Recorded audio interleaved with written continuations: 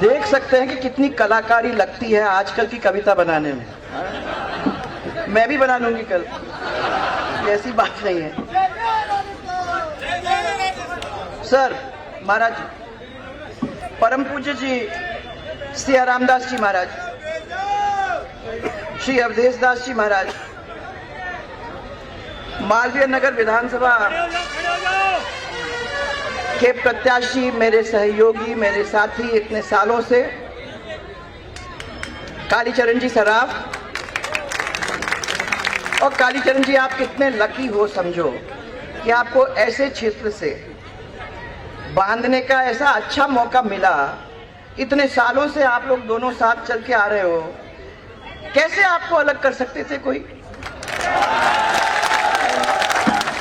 जयपुर के सांसद हमारे, वो भी हमारे सहयोगी, हमारे साथी इतने सालों से, रामचरण जी, हमारे जिलाध्यक्ष श्री राघव जी, महिला मोर्चा की अध्यक्ष रक्षा जी, जयपुर शहर सह प्रभारी नरेश जी, दूर से आए नरेश जी, आओ बैठो, प्रदेश उपाध्यक्ष सरदार अजयपाल जी, हमारे पूर्व सांसद राज्यसभा के श्री राम कुमार जी वर्मा,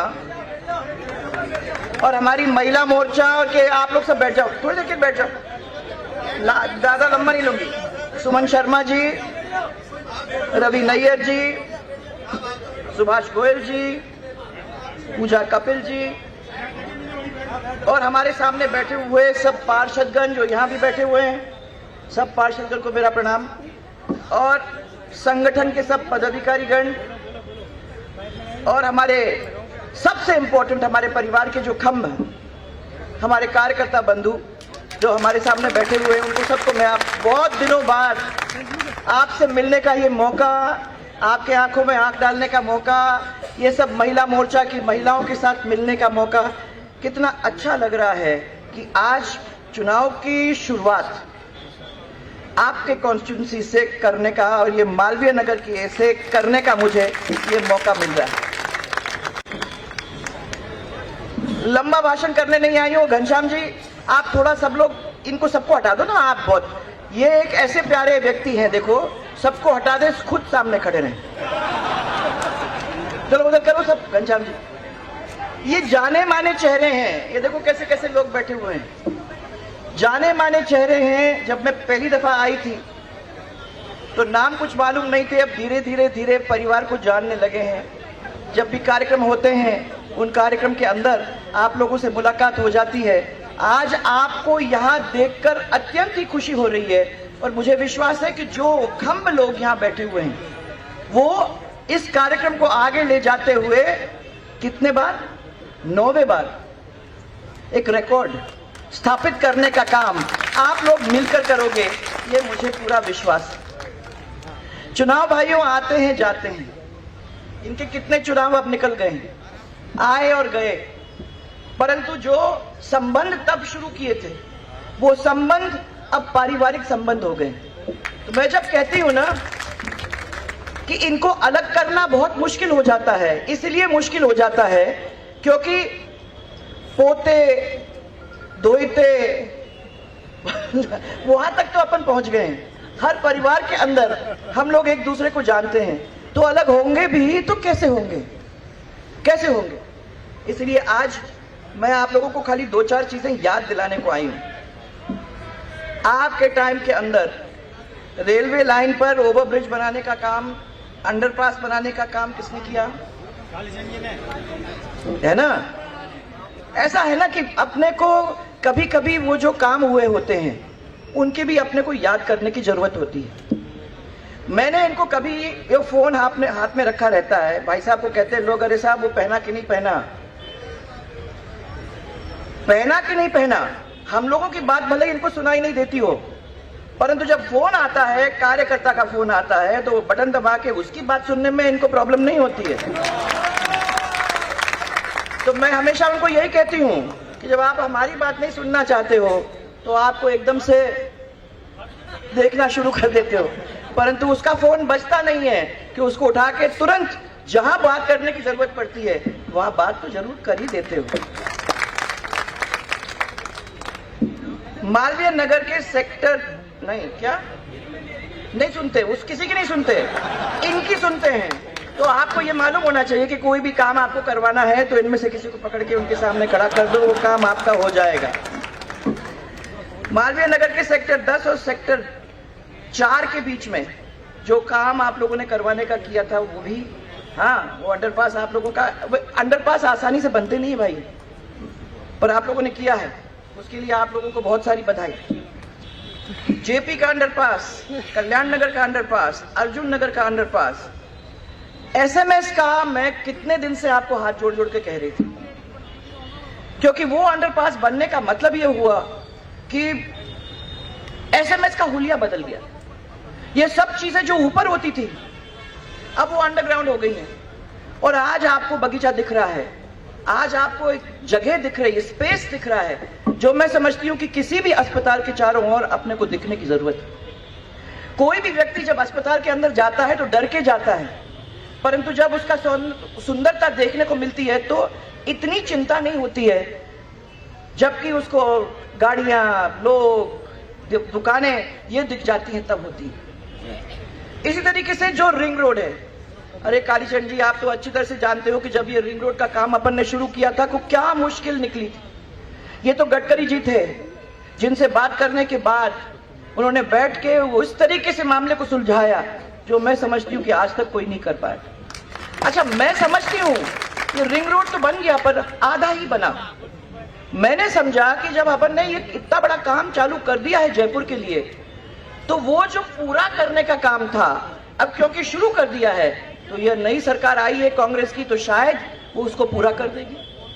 परंतु वो बार बार पूछने के बाद भी मुझे एक कदम आगे वो रिंग रोड बढ़ा, तो मुझे आप कोई भी यहां बैठे हुए बता दो, जो था जब हमारी सरकार गई वो ही आज भी वैसे ही पड़ा है।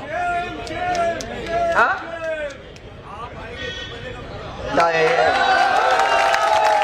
ठीक है,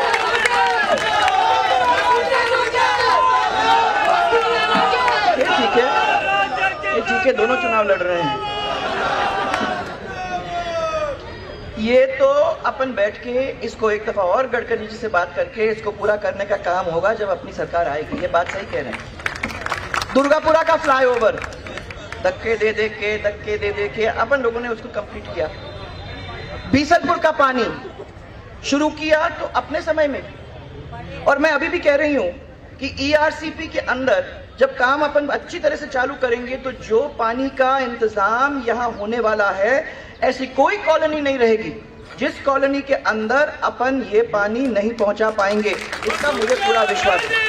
आपको तो मिलेगा ही मिलेगा, आपको तो मिलेगा ही मिलेगा, परंतु दूसरे कॉलोनी जो हैं वहां तक भी पानी पहुंचेगा, क्योंकि बीसलपुर का अथाह पानी, उस पानी के अंदर जब चंबल का पानी आएगा तो आपको कभी भी चिंता करने की जरूरत नहीं होगी कि हमारे पानी के और मीठा पानी की हमको कमी हो जाएगी। अब द्रव्यवती नदी के बारे में कुछ तो बताओ भाई,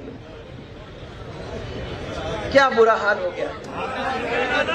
मैंने ये सोचा था कि इसको खाली शुरुआत करने की जरूरत है तो सरकारों को समझ में आ जाएगी कि इस द्रव्यवती नदी को अपन आगे बढ़ाते हैं तो उसके चारों ओर जो मकान बने हैं, जो जमीन है, उन सब की क्या हालात हो जाएंगे।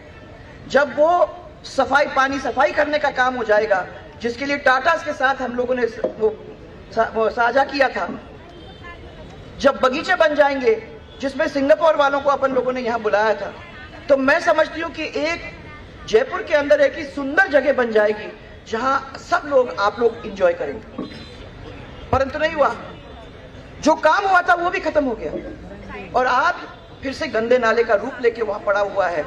मुझे विश्वास है कि सरकार अपनी आएगी तो इसको अपन बदलने का काम जरूर कोई ना कोई करेगा। यहाँ मुझे याद है ये जो आपकी टावर है,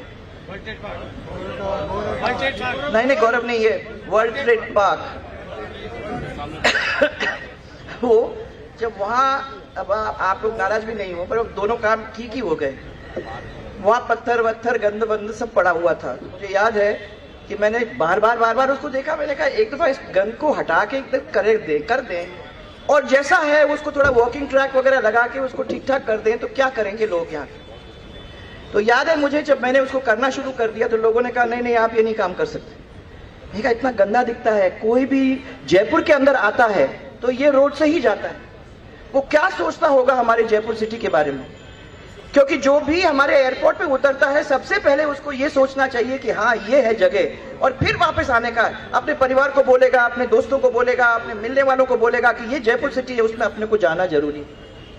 तो उसको हटाने का काम किया, उसमें अपन ने बगीचा लगाया, बगीचा पूरा हुआ तो लोगों ने कहा हम इसको अनाउंस करें, हमने कहा मत करना, अब देखते क्या होता है। धीरे धीरे लोगों ने अपनी मुंडी निकाली, धीरे धीरे एक ने उसका राउंड लिया, फिर रात को 4 ने राउंड लिया, फिर 5 ने सुबह राउंड लिया, फिर देखा हाँ हाँ लगता है ऐसा है कि अपने लिए बना है।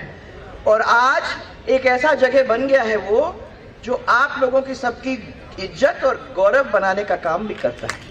और मैं समझती हूँ कि जो जयपुर के अंदर आता है जब वहां से पास होता है तो एक तरफ तो वो बिल्डिंग, दूसरी तरफ ये बगीचा, इसको देख के लोग खुश भी होते हैं।